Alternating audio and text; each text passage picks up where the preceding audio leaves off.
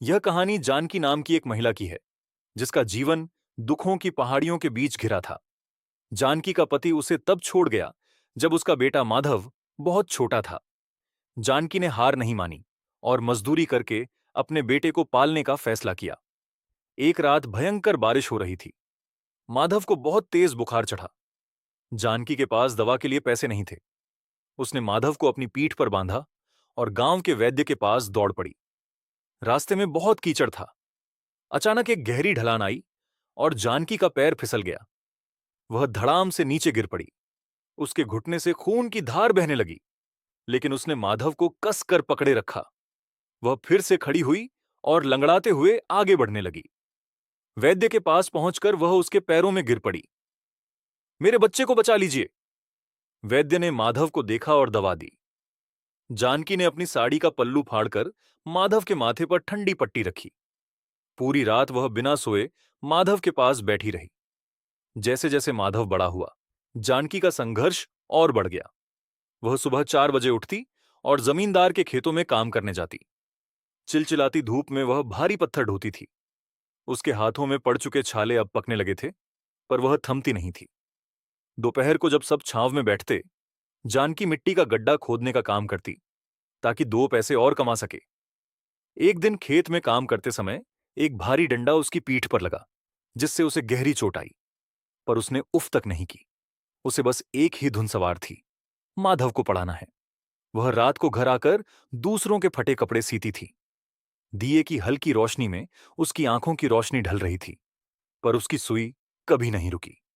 माधव जब स्कूल जाने लगा तो गांव के बच्चे उसका मजाक उड़ाते थे, क्योंकि उसकी मां फटे कपड़े पहनती थी। माधव रोते हुए घर आता। जानकी उसे गले लगाकर कहती, बेटा, तू बस पढ़, एक दिन तू इन सबसे बड़ा बनेगा। जानकी ने अपनी जिंदगी की हर खुशी की आहुति दे दी। वह खुद सूखी रोटी खाती और माधव को ताजा खाना खिलाती। ठंड के दिनों में उसके पास ओढ़ने को कंबल नहीं था। वह पुरानी बोरियां ओढ़कर सो जाती, पर माधव के लिए उसने एक नया स्वेटर बुनवाया था। समय का पहिया बढ़ा और माधव ने शहर के कॉलेज में दाखिला ले लिया। जानकी ने अपनी शादी की आखिरी निशानी, सोने की एक छोटी सी लौंग भी बेच दी, ताकि माधव की फीस भरी जा सके। बस अड्डे पर जब माधव बस में चढ़ा तो जानकी का दिल भर आया। वह बस के पीछे तब तक दौड़ी जब तक बस आंखों से ओझल नहीं हो गई। शहर में माधव बदल गया, पर जानकी गांव में आज भी वही संघर्ष कर रही थी। वह अब और बूढ़ी हो गई थी। उसकी कमर झुककर टेढ़ी हो गई थी। एक दिन उसे पता चला कि माधव की नौकरी लग गई है। वह अपनी फटी पोटली लेकर शहर की ओर निकल पड़ी। शहर पहुंचकर वह माधव के बड़े दफ्तर के बाहर खड़ी हो गई। धूल से सने पैर और फटी साड़ी देखकर दरबान ने उसे झिड़क दिया। जानकी दफ्तर के बाहर एक किनारे खड़ी होकर माधव का इंतजार करने लगी। उसकी आंखों में उम्मीद की एक चमक थी। तभी दफ्तर का बड़ा दरवाजा खुला और माधव अपने कुछ दोस्तों के साथ बाहर निकला। वह सूट बूट में बहुत बड़ा साहब लग रहा था। जैसे ही जानकी ने माधव को देखा, उसकी सारी थकान मिट गई। वह अपनी लाठी टेकते हुए उसकी ओर दौड़ी। माधव, मेरे लाल! उसकी कांपती आवाज हवा में गूंजी। माधव के कदम ठिठक गए। उसने पलटकर देखा तो सामने एक बूढ़ी औरत खड़ी थी, जिसकी साड़ी जगह जगह से फटी थी और पैरों में कीचड़ लगा था। माधव के साथ खड़े उसके रईस दोस्त उसे देखकर हंसने लगे। माधव, ये कौन भिखारी औरत तुम्हें नाम से पुकार रही है? एक दोस्त ने मजाक उड़ाते हुए कहा। माधव का चेहरा शर्म से लाल हो गया। जिस मां ने उसे अपनी हड्डियों का तेल जलाकर पाला था, आज वही मां उसे दुनिया के सामने एक बोझ लगने लगी। उसने अपनी नजरें मोड़ लीं। मैं इसे नहीं जानता, शायद कोई पागल औरत है, माधव ने सख्त लहजे में कहा और अपनी गाड़ी की ओर बढ़ गया। जानकी के कानों में ये शब्द किसी जहरीले सांप के डसने जैसे लगे। वह वहीं बीच सड़क पर धड़ाम से गिर पड़ी। उसकी पोटली खुल गई और उसमें से वे लड्डू बिखर गए, जो वह बड़े चाव से माधव के लिए बनाकर लाई थी। गाड़ी स्टार्ट हुई और धूल उड़ाती हुई आगे बढ़ गई। जानकी धूल में सनी वहीं पड़ी रही। वह रात जानकी ने शहर के फुटपाथ पर गुजारी। आसमान से ओस गिर रही थी और उसका शरीर ठंड से कांप रहा था। उसने सोचा था कि बेटा उसे गले लगाएगा, अपने घर ले जाएगा, पर उसे क्या पता था कि शहर की चमक रिश्तों को इतना धुंधला कर देती है। अगले दिन सुबह वह लंगड़ाते हुए वापस अपने गांव की ओर चल पड़ी। उसके पास वापस जाने के पैसे भी नहीं थे। वह मीलों पैदल चली। रास्ते में कई गड्ढे आए, कंकड़ उसके पैरों में चुभे, पर उसे अब शारीरिक दर्द महसूस ही नहीं हो रहा था। उसका दिल टूट चुका था। गांव पहुंचकर उसने अपनी झोपड़ी का दरवाजा बंद कर लिया। उसने न कुछ खाया, न पानी पिया। वह बस एक कोने में पड़ी रहती और दीवार पर बनी माधव के बचपन की उन टेढ़ी लकीरों को देखती रहती। गांव वालों ने उसे आवाज दी, पर उसने किसी के लिए दरवाजा नहीं खोला। इधर शहर में माधव को चैन नहीं था। उसे बार बार अपनी मां की वह चेहरा याद आता जो दर्द से फटा जा रहा था। उसे याद आया कि कैसे बचपन में जब उसे चोट लगती थी तो मां पूरी रात खड़ी रहकर उसे सहलाती थी। उसे अपनी गलती का एहसास होने लगा, पर क्या अब बहुत देर हो चुकी थी? माधव के मन में ग्लानि की अग्नि जलने लगी थी। उसे अपनी मां के वे छाले याद आने लगे जो उसे पड़ाने के लिए पत्थर ढोने से पड़े थे। उसने तुरंत अपनी गाड़ी घुमाई और गांव की ओर दौड़ पड़ा। रास्ते भर वह खुद को कोसता रहा। उसे अपनी मां की वे फटी साड़ियां याद आ रही थीं, जिन्हें पहनकर वह उसे शहर की बस में चढ़ाकर आई थी। जब माधव गांव पहुंचा तो सूरज ढल रहा था। पूरे गांव में सन्नाटा पसरा था। वह भागता हुआ अपनी पुरानी झोपड़ी के पास पहुंचा। झोपड़ी का दरवाजा टेढ़ा होकर लटका हुआ था। उसने कांपते हाथों से दरवाजा धकेला। अंदर अंधेरा था। एक कोने में जानकी जमीन पर पड़ी थी। उसकी सांसें बहुत धीमी चल रही थीं। माधव उसके पास दौड़कर गया और उसे अपनी गोद में उठा लिया। मां, मुझे माफ कर दो मां, मैं भटक गया था। माधव चीख चीख कर रोने लगा। उसके आंसू जानकी के सूखे चेहरे पर पड़ने लगे। जानकी ने बहुत मुश्किल से अपनी आंखें खोलीं। अपने बेटे को सामने देखकर उसकी बुझती हुई आंखों में एक चमक सी आई। उसने अपना कांपता हुआ हाथ माधव के सिर पर रखा। वह मां ही क्या, जो अपने बच्चे की खता माफ न करे। बेटा, तू आ गया, बस यही देखना था। जानकी की आवाज बहुत ही लाडली और कमजोर थी। माधव उसे शहर के बड़े अस्पताल ले जाने के लिए उठाने लगा, पर जानकी ने उसे रोक दिया। अब बहुत देर हो गई है लाल, मेरा शरीर अब ढल चुका है, तू खुश रहना। जानकी ने माधव के सीने पर सिर रखा और अपनी आखिरी सांस ली। वह ममता की मूरत, जिसने सारी जिंदगी संघर्ष की तपती धूप में गुजारी थी, आज हमेशा के लिए चैन की नींद सो गई। माधव वहीं जमीन पर बैठ गया। उसे समझ आ गया था कि जिस कामयाबी के पीछे वह भाग रहा था, उसकी असली नींव उसकी मां का वह संघर्ष था जिसे उसने एक पल में ठुकरा दिया था। गांव वालों ने मिलकर जानकी का अंतिम संस्कार किया। माधव ने अपनी सारी धन दौलत छोड़ दी और गांव में ही रहकर गरीबों के लिए एक अस्पताल बनवाया, ताकि किसी और मां को इलाज के लिए पहाड़ों और ढलानों पर न दौड़ना पड़े। उस अस्पताल के बाहर एक पत्थर पर खुदा था, मां का संघर्ष ईश्वर की सबसे बड़ी इबादत है। माधव ने उस अस्पताल का नाम जानकी मेमोरियल रखा। लेकिन कहानी यहां खत्म नहीं हुई। अस्पताल बनने के बाद माधव के जीवन में एक ऐसा पल आया जिसने उसे अंदर तक झकझोर दिया। अस्पताल खुलने के कुछ महीने बाद एक रात भयंकर बारिश हो रही थी। माधव अपने दफ्तर में बैठा कुछ फाइलें देख रहा था। तभी उसने देखा कि अस्पताल के बाहर एक गरीब औरत अपने बच्चे को गोद में लिए दौड़ती हुई आ रही है। वह औरत पूरी तरह भीगी हुई थी और कीचड़ में लथपथ थी। माधव तुरंत बाहर की ओर दौड़ा। उस औरत को देखकर उसे अपनी मां जानकी की याद आ गई, जो उसे इसी तरह उठाकर ढलानों और गड्ढों को पार करते हुए अस्पताल ले गई थी। डॉक्टर साहब, मेरे बच्चे को बचा लीजिए, इसे बहुत तेज बुखार है। वह औरत रोते हुए पड़ गई। माधव ने खुद आगे बढ़कर बच्चे को गोद में लिया और डॉक्टरों को बुलाया। बच्चे का इलाज शुरू हुआ। वह पूरी रात उस औरत के पास बैठा रहा। उसने देखा कि उस औरत के पैर भी फटे हुए थे और हाथों में मजदूरी के निशान थे। अगले दिन जब बच्चा ठीक हुआ तो उस औरत ने माधव के पैर पकड़ ली। माधव ने उसे उठाते हुए कहा, मां, पैर मत पकड़ो, मैं तो बस अपनी मां का कर्ज उतार रहा हूं, जो कभी खत्म नहीं होगा। उस दिन माधव ने एक और बड़ा फैसला लिया। उसने गांव की उन सभी विधवा और गरीब माताओं के लिए एक आश्रम बनवाया, जिनके बच्चों ने उन्हें छोड़ दिया था। उसने शहर की अपनी सारी सुख सुविधाएं त्याग दीं और खुद उन बूढ़ी माताओं की सेवा में लग गया। वह रोज सुबह उठता, उन माताओं के लिए लकड़ियां फाड़ता, उनके लिए पानी भरता और उनके खाने का इंतजाम करता। गांव के लोग अब माधव को एक साहब की तरह नहीं, बल्कि एक बेटे की तरह देखने लगे थे। एक दिन माधव अपनी मां की पुरानी झोपड़ी के पास गया। वहां अब भी वह पुरानी लाठी और मिट्टी का गड्ढिया पड़ा था। उसने उस लाठी को उठाया और उसे चूम लिया। उसे महसूस हुआ जैसे उसकी मां वहीं कहीं आसपास है और उसे दुआएं दे रही हैं। माधव की आंखों से आंसू गिर रहे थे, पर इस बार वे आंसू दुख के नहीं, बल्कि सुकून के थे। उसने जान लिया था कि मां कभी मरती नहीं है। वह अपने संस्कारों और अपनी दी हुई सीख में हमेशा जिंदा रहती है। जानकी का संघर्ष अब माधव के जरिए दुनिया की सेवा में बदल चुका था। यह एक मां की जीत थी। माधव का जीवन अब पूरी तरह बदल चुका था। वह केवल अस्पताल और आश्रम ही नहीं चला रहा था, बल्कि वह गांव के हर बच्चे में खुद को और हर मां में अपनी जान की मां को देख रहा था। पर नियति ने उसके लिए एक और परीक्षा छोड़ रखी थी। एक दिन गांव में खबर आई कि पास की नदी में बाढ़ आ गई है। पानी तेजी से गांवों की ओर बढ़ रहा था। लोग अपना सामान लेकर ऊंचे पहाड़ों की ओर दौड़ रहे थे।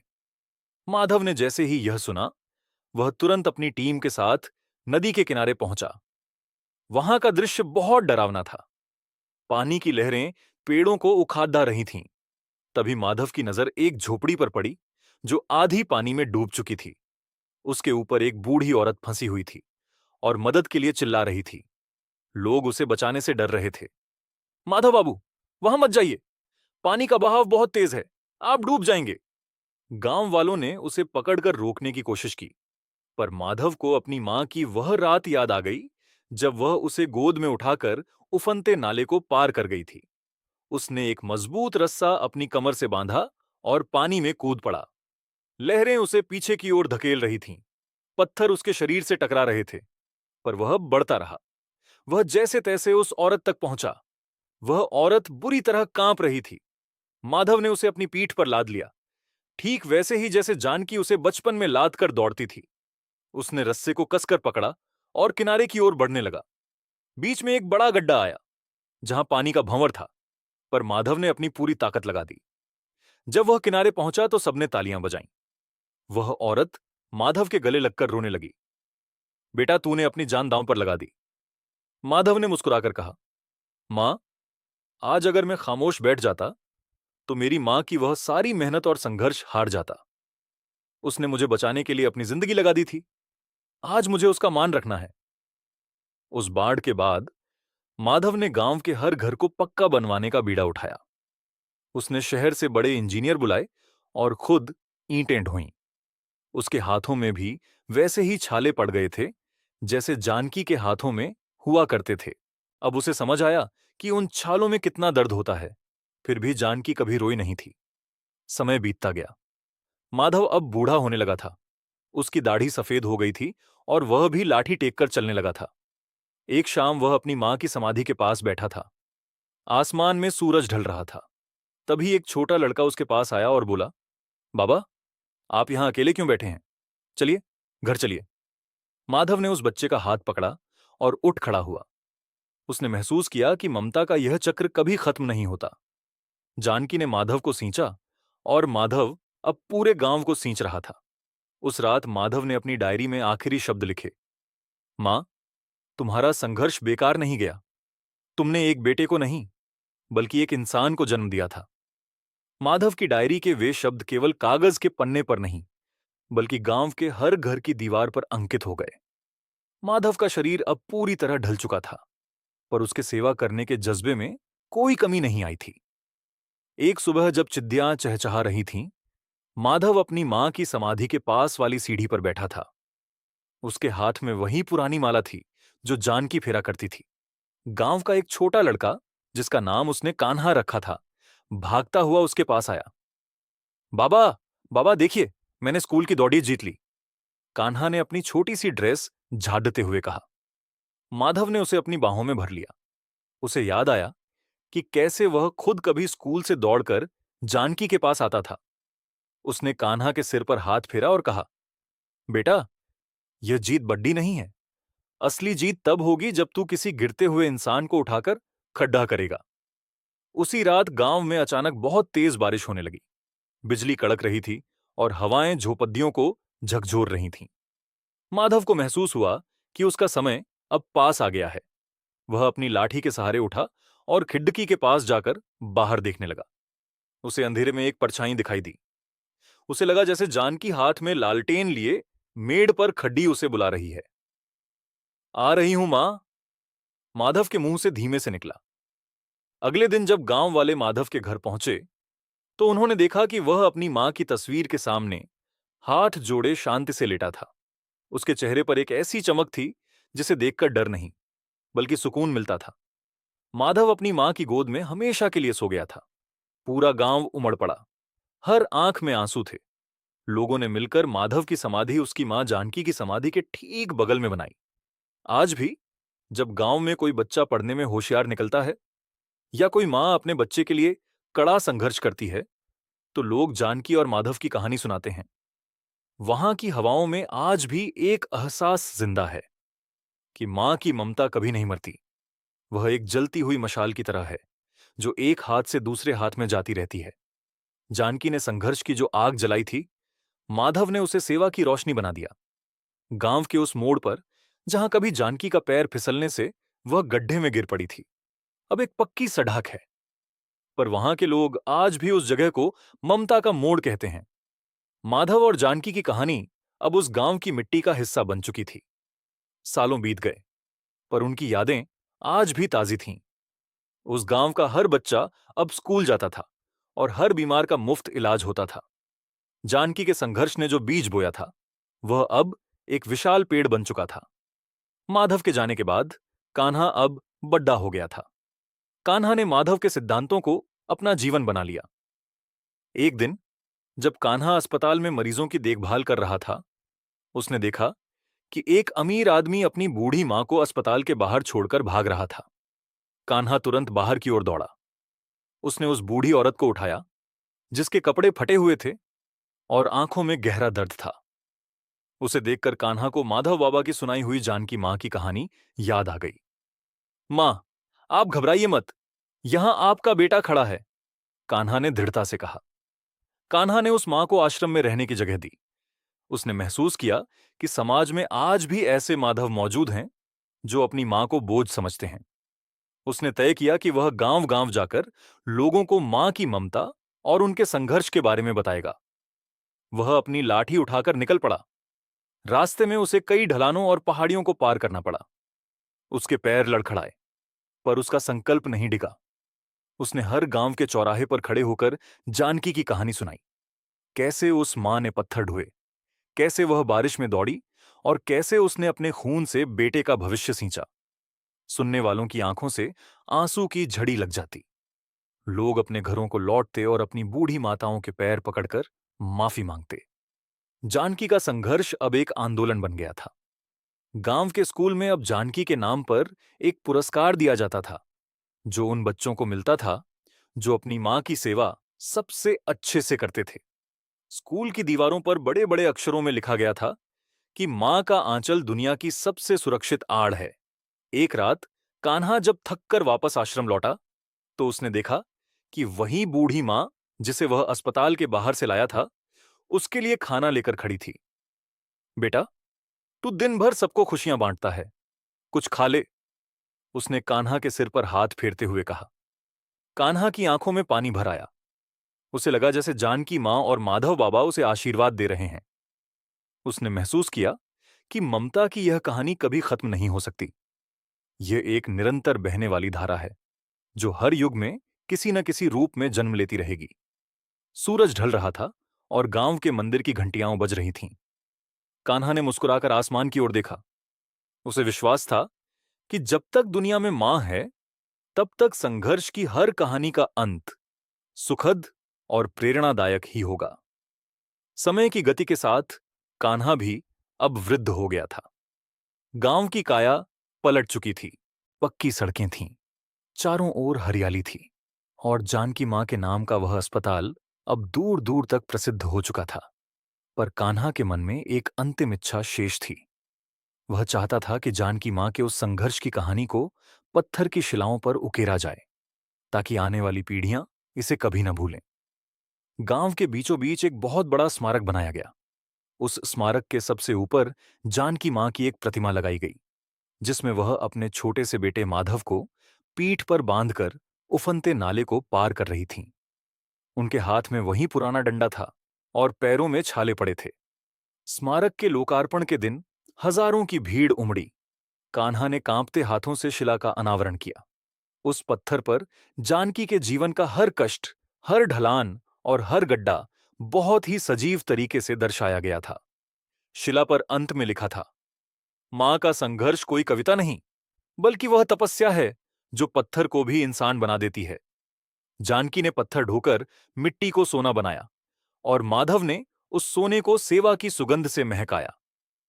उस रात कान्हा जब अकेला उस प्रतिमा के पास बैठा था, तो उसे एक अजीब सा सुकून महसूस हुआ। ठंडी हवा चल रही थी और आसमान में तारे टिमटिमा रहे थे। उसे लगा जैसे हवाओं में जानकी मां की वही पुरानी लोरी गूंज रही है। उसे अपनी आंखों के सामने माधव और जानकी साथ साथ चलते हुए दिखाई दिए। वे दोनों अब खुश थे। उनका संघर्ष अब एक अमर गाथा बन चुका था। कान्हा ने अपनी आंखें मूंद लीं। उसने जान लिया था कि शरीर तो मिट्टी में मिल जाता है, पर मां की ममता और उसका त्याग कभी नहीं ढलता।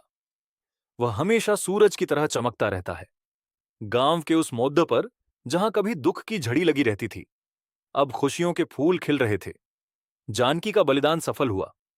एक मां का संघर्ष केवल एक बेटे की सफलता तक सीमित नहीं रहा, बल्कि उसने पूरे समाज की सोच को ही बदल दिया। यही एक मां की सबसे बड़ी जीत है। कहानी अच्छी लगी हो तो लाइक करें, सब्सक्राइब करें। Thanks for watching.